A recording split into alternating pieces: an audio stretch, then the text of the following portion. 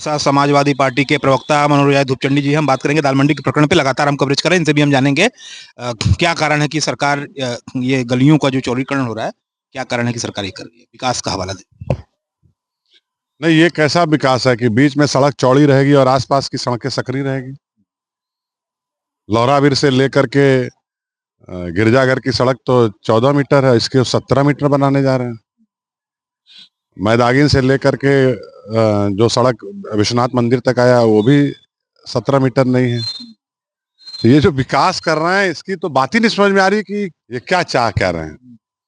मजबूत विपक्ष हैं आप लोग, तीसरी सबसे बड़ी पार्टी है, दाल मंडी नहीं जा पा। देखिए, हम मारेंगे नहीं लेकिन मानेंगे भी नहीं। पहले दिन इन्होंने वादा किया कि 10 को जाइएगा, हम आराम से चले आए। डीएम साहब से बात हुई थी। दूसरे दिन इन्होंने कहा कि नहीं आप मत जाइए मत जाइए, हम सड़क पे बैठ गए। लोकतंत्र का ये कौन सा संदेश हम लोग देख रहे हैं कि जिस जिले के प्रधानमंत्री चुने गए सांसद हो, उसी जिले से एक दूसरे सांसद आदरणीय वीरेंद्र सिंह जी को, जिन लोगों के साथ ये आवाज आ रही है उत्पीड़न हो रहा है, उनसे मिलने नहीं दिया जा रहा और वो जमीन पे बैठ जा रहा। समाधान क्या है?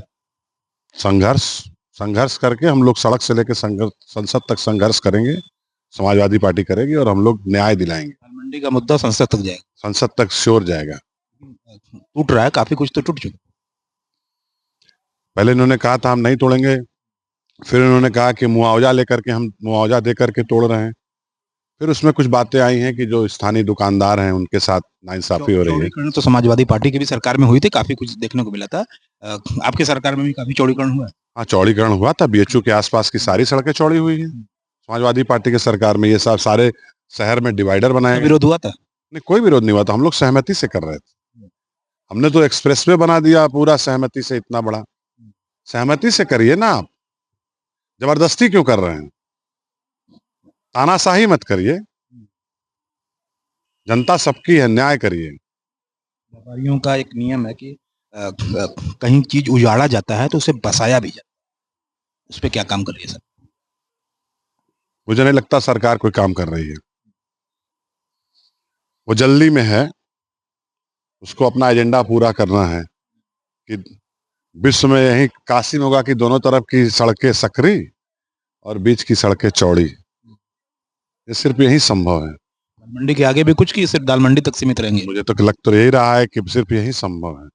मोहम्मद साहिब, विश्वनाथ मंदिर, गंगा और मणिकर्णिका, ये 3 प्रमुख तीर्थ हैं बनारस के।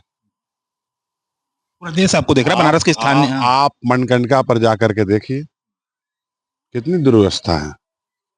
पूरे बिहार से, गया से, झारखंड से, पूरा कहाँ से लोग लेके आते हैं अपनी यहाँ सौदा करने। मान्यता है कि मोक्ष मिलता है। आप उसको ठीक तो करा नहीं रहे हैं। वहां तो चौतरफा गंदगी है। ठीक है, आप स्थानीय लोग हैं, यहीं के हैं। मोदी 11 साल से सांसद हैं, यहाँ के देश के प्रधानमंत्री हैं। विकास की बात करते हैं कि काशी में काफी विकास हुआ है, तो आप बताइए, देश की जनता को बताइए कितना विकास? 7 राउंड तक पीछे थे मोदी जी लोकसभा के चुनाव में। वही पैरामीटर आप मान लीजिए। ये मनोज धूपचंडी जी थे। धन्यवाद।